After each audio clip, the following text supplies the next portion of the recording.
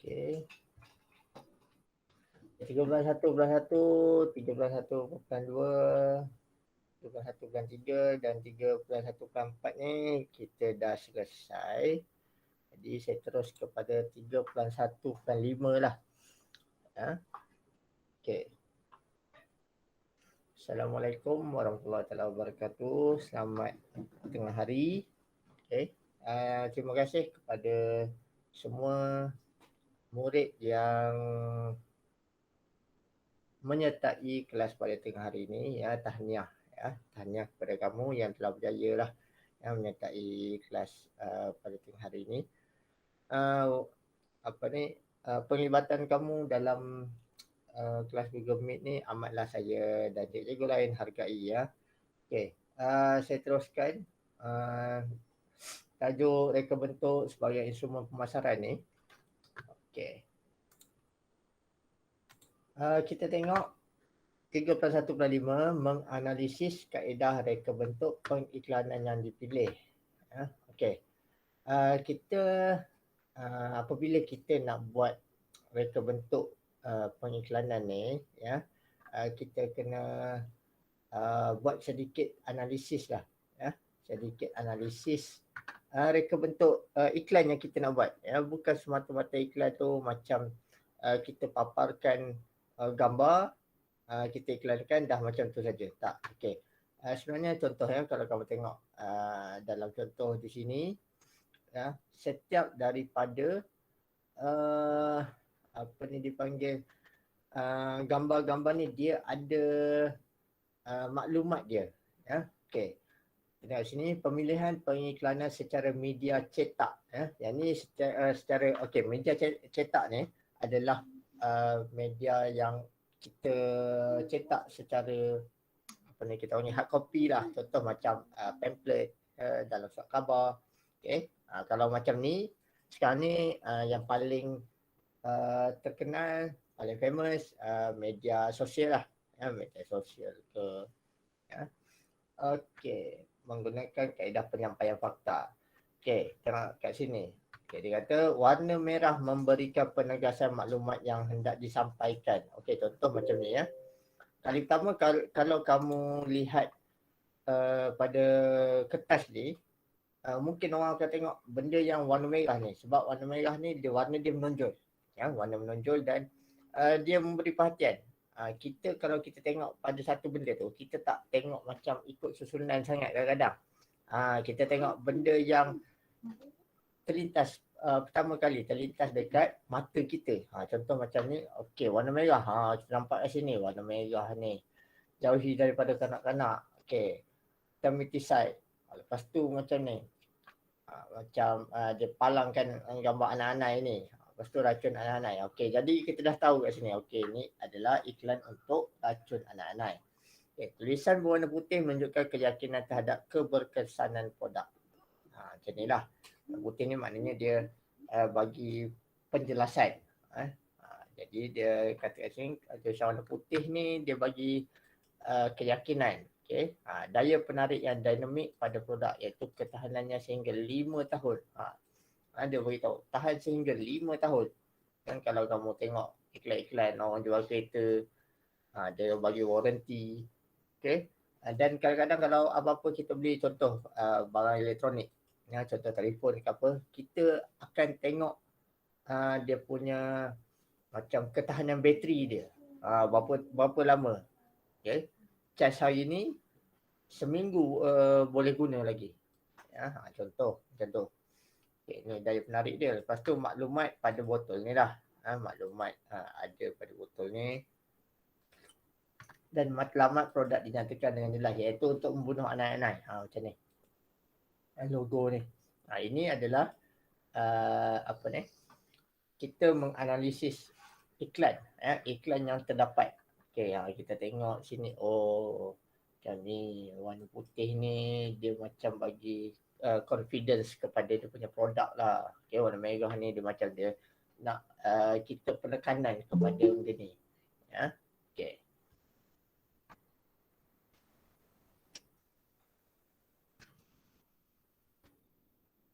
Okay, seterusnya contoh yang ni. Contoh yang kedua ya. Kita tengok pada sini. Iklan penapis air. Okey, kita tengok kat sini. Free. Perkataan pertama yang kita nampak free tau. Sebab apa? Sebab macam mindset mindset kepada kita bila nampak perkataan free tu, kita macam kita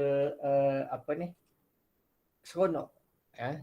Nak tahu apa yang free tu. Okay. Kok lah dia kata free, beli satu ni dapat free satu. Rupanya free installation, pemasangan percuma.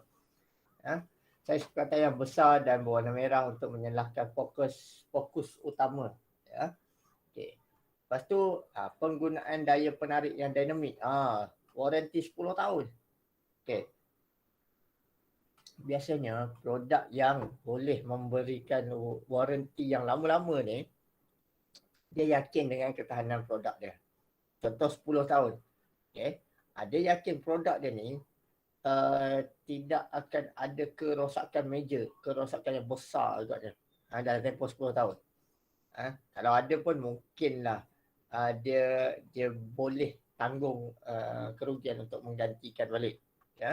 Lepas tu macam ni. Tengok.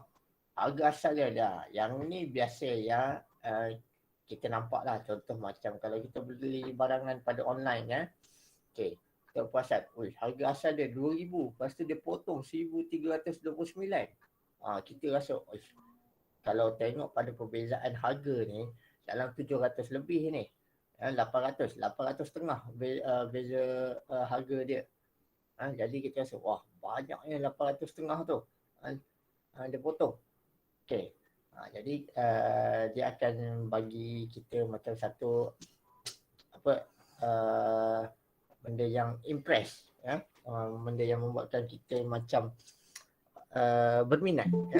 Okay.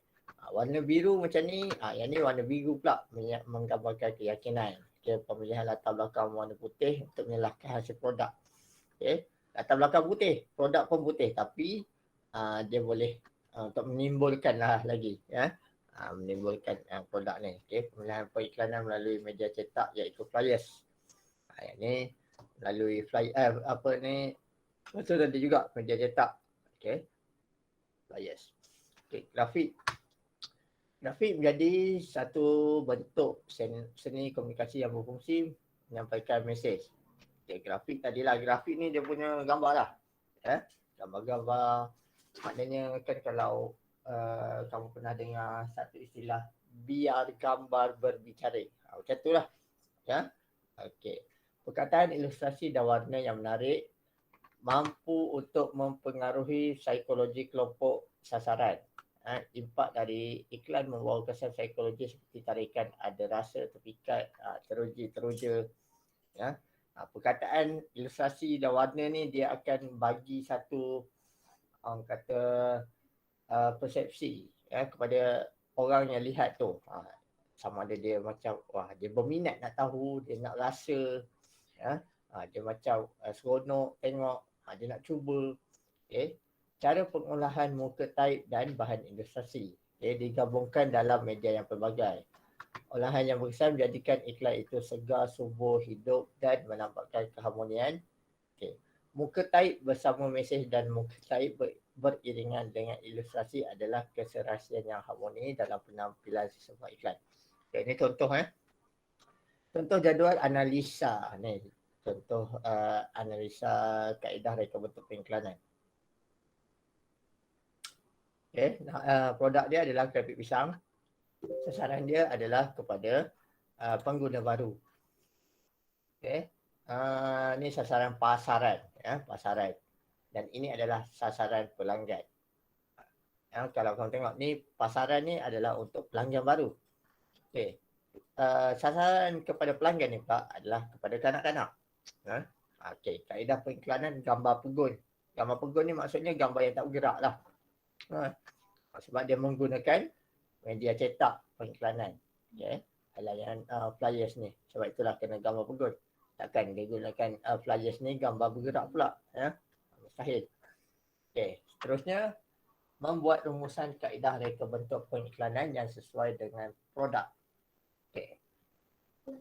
Setelah analisis dilakukan, didapati kaedah pengiklanan yang dipilih sesuai dengan produk yang hendak dipasarkan. Okay, yang tadilah. Okay, antara kriteria yang digunakan pakai adalah seperti berikut. Sasaran, pasaran dan pelanggan.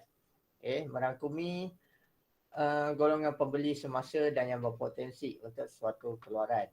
Okay, yang kedua, pemilihan kaedah pengiklanan. Kaedah pengiklanan yang dipilih mestilah sesuai dengan produk yang hendak dipasarkan. Kaedah mesti sesuai dengan produk. Tak boleh kita kata bahan rambang je. Tak boleh. Kita kena pastikan kaedah pengiklanan yang dipilih sesuai dengan produk. Okay. Pemilihan media pengiklanan. Media pengiklanan yang dipilih mestilah dapat memberikan impak segera. Kita bukan nak kita buat iklan ni tahun depan barulah orang hegeh-hegeh nak beli barang kita. Tak. Kalau boleh kita beli jam yang pertama iklan tu dikeluarkan, terus kita dapat pelanggan. Okay. Okay, 3.17. Reka bentuk pengiklanan untuk menghasilkan reka bentuk pengiklanan. Reka bentuk pengiklanan mengandungi maklumat produk, cara persembahan, pemilihan perkataan dan grafik untuk pengiklanan. Langkah-langkah penghasilan iklan adalah seperti berikut. Yang pertama, mengenal pasti dan menganalisis sasaran pasaran. Okay. Rujuk pada project brief lah. Macam yang kamu dah belajar sebelum ni, kena buat project brief apa semua. Apa barang yang nak buat, nak kaedah macam mana, apa semua.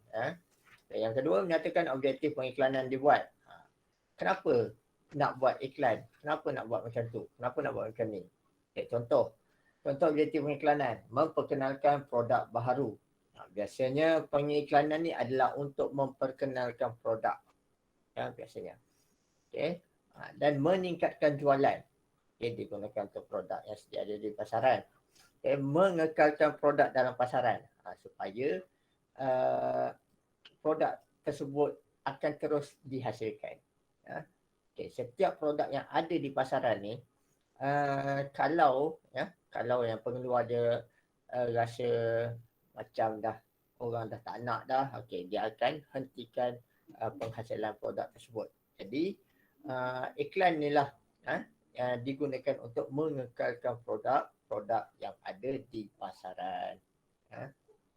Tapi ada juga walaupun iklan dibuat produk tu sentiasa laku apa semua, produk tersebut ditamatkan. Sebab apa? Okey, sebab mungkinlah dia ada tempoh, mungkin kalau dah produk tersebut dah berada dalam pasaran 10 tahun, 15 tahun, mungkin dia dah tak kena dengan zaman dia. Mereka bentuk platform asas pengiklanan. Okay. Membuat penentuan dari segi pemilihan. Okay, yang macam tadilah. Okay, kita tengok, kita tentukan grafik macam mana kita nak buat, muka type macam mana, warna macam mana, mesej macam apa mesej yang nak disampaikan, ilustrasi macam mana, pegun ke, bergerak ke, itu maknanya kita tentukan platform yang kita nak buat. Menentukan kesesuaian pengiklanan, merujuk kepada siapa, merujuk kepada apa, okay? Merujuk pada produk, okay. Sasaran pasaran, objektif, okay. Terusnya, kelima, membangun perancangan media, merujuk kepada pemilihan media yang digunakan untuk pengiklanan, sama ada media massa, media cetak atau media lain.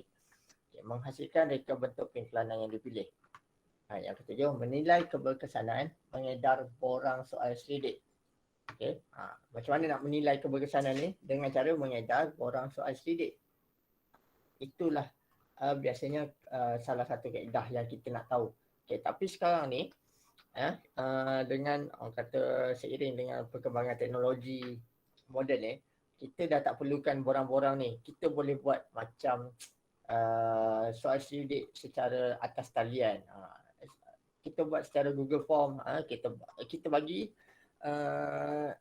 tapi pada saya dengan kaedah menggunakan Google Form ni kita boleh dapat lagi banyak soal sidik. Kalau dulu kalau guna borang sangat sidik ni memang memakan masa lah nak dapatkan balik, kos pun tinggi. Ya. Okay, membuat penambahbaikan sekiranya objektif tidak tercapai. Okay. Ini contoh reka bentuk pengiklanan dalam media cetak. Ya. Ini dalam media cetak. Media cetak apa dia? Contohnya macam majalah, surat khabar, apa semua. Ini contoh-contoh dia. Ini contoh. Contoh kamu tengok ni. Contoh dia. Dia jual Proton Prevay. Ini mungkin harga dalam dolar ni. Ya. Dolar bukan kat Malaysia. Jangan kata murah sangat ni. Ya. Okey. Ini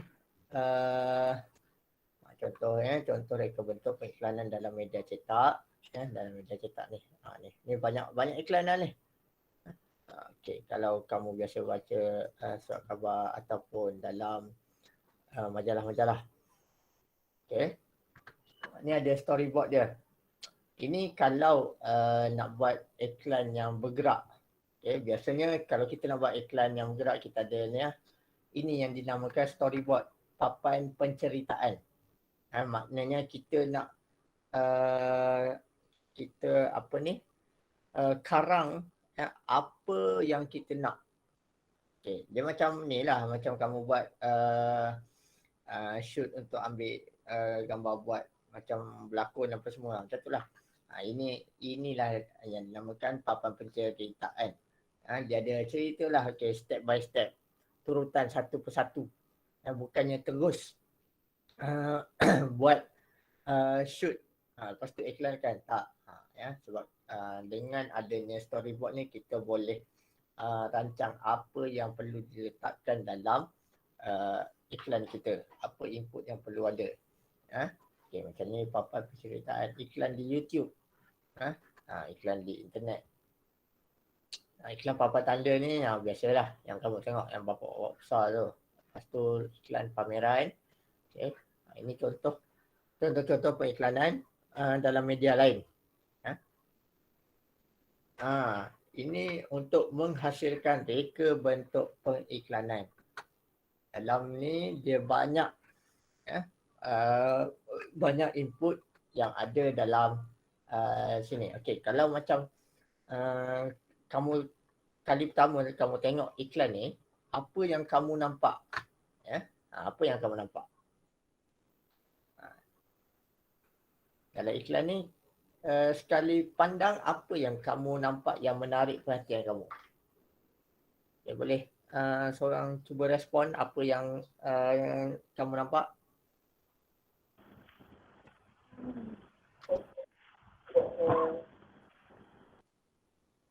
Beli satu cuma satu. Okay, ya. Yang pertama sekali yang biasanya yang kita akan nampak ni percuma ni. Kita tengok, percuma. Lepas tu barulah kita berminat tengok apa dia, special offer ni. Okay, beli satu percuma satu.